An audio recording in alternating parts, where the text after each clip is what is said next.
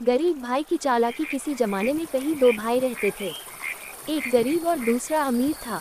एक दिन सर्दियों में गरीब के घर लकड़ियां नहीं थी ताकि वह उनको जलाकर अपना घर गर्म कर सके। तो लकड़ियां लेने वह जंगल चला गया।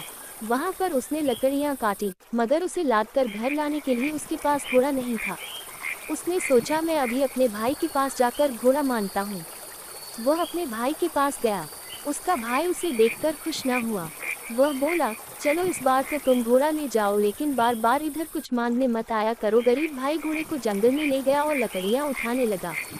तभी उसे याद आया कि घोड़े का साज मांगना तो भूल ही गया। उसने सोचा, अब फिर से भाई के पास जाने का कोई फायदा तो है नहीं, वह साज तो देगा नहीं। ये सोचकर उसने स्लेज को घोड़े की दुम से कसकर बांध दिया और अपने घर की ओर चल पड़ा। लौटते समय स्लेज एक झाड़ी में अटक गई। गरीब भाई ने इस पर ध्यान नहीं दिया और घोड़े को चाबुक मार दिया। जब घोड़े को चाबुक पड़ा तो वह थोड़ा आगे बढ़ा और हुआ ये कि घोड़े की दुम भी अटक गई। अमीर ने अब ये देखा तो अपने भाई को बुरा भला कहने और कोसने लगा। उसने कहा, मैं तुम्हें ऐसे ही नहीं छोड़ दूंगा। अमीर भाई ने गरीब भाई के ऊपर मुकदमा दायर कर दिया। अब थोड़े दिनों बाद दोनों को अमीर भाई ने गरीब भाई के ऊपर मुकदमा दायर कर दिया। अब थोड़े दिनों बाद दोनों को अदालत में बुलाया गया। जब वे अदालत जा रहे थे तो रास्ते में एक पुल पड़ा। उसकी कोई रेलिंग नहीं थी। अब गरीब भाई का पैर फिसला और वह नीचे जा गिरा। संयोग से उसी समय एक व्यापारी जमी हुई नदी पर से स्लेज दौड़ाता हुआ अपने पिता को डॉक्टर के पास लिए जा रहा था। गरीब आदमी सीधे स्लेज पर जा गिरा। बूढ़े का उसी क्षण दम निकल गया, पर गरीब भाई को चोट नहीं लगी। व्यापारी ने गरीब भाई को पकड़ लिया और कहने लगा, चलो मेरे साथ अदालत में। इस तरह वे तीनों अब एक साथ शहर की ओर चल पड़े। गरीब आदमी का दिल बिल्कुल बैठ गया। उसने सोचा अब तो सजा जरूर लगेगी। अचानक उसे सड़क पर एक पत्थर पड़ा दिखाई दिया।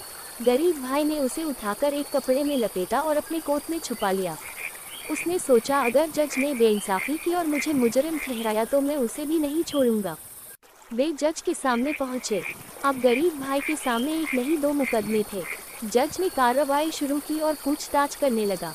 जब भी जज गरीब की तरफ देखता तो वह पत्थर दिखाता। थोड़ी देर बाद जज ने सोचा, कहीं ये देहाती मुझे सोने या चांदी का डला तो नहीं दिखा रहा। ये सोचकर उसके मन में लालच आ गया। उसने सुनाया कि दुम के फिर से आ जाने तक घोड़ा गरीब भाई के पास रहेगा। फिर जज व्यापारी के मुकदमे का फैसला सुनाने लगा। उसने कहा, जिस तरह देहाती ने तुम्हारे पिता को मारा है उसी तरह तुम भी पुल से छलांग लगाओ और देहाती को मार दो। मुकदमा खत्म हो गया। अमीर भाई ने गरीब से कहा, चलो तुम मुझे दुम कटा घोड़ा ही दे दो। इस पर गरीब ने कहा, क्यों, मैं तो जज के फैसले के मुताबिक ही चलूंगा। अब अमीर ने कहा, चलो मैं तुम्हें 30,000 रुपये दूंगा, तुम मुझे मेरा घोड़ा लौटा दो। लाओ रकम, गरीब ने कहा और पैसे लेकर घोड़ा लौटा दिया।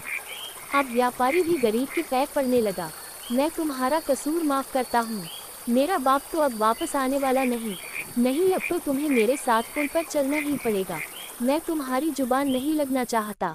आओ दोस्ती कर लें, मैं तुम्हें 1,00,000 रुपये दूंगा। गरीब ने 1,00,000 रुपये ले लिए और जाने लगा। तभी वहाँ जज आ गया और कहने लगा, लाओ वह दो जिसका तुमने वादा किया था। गरीब ने वह पत्थर दिखाया और कहने लगा, मैं आपको ये दिखा रहा था और यदि आपने कोई और फैसला किया होता तो मैंने इससे आपकी जान ले ली होती।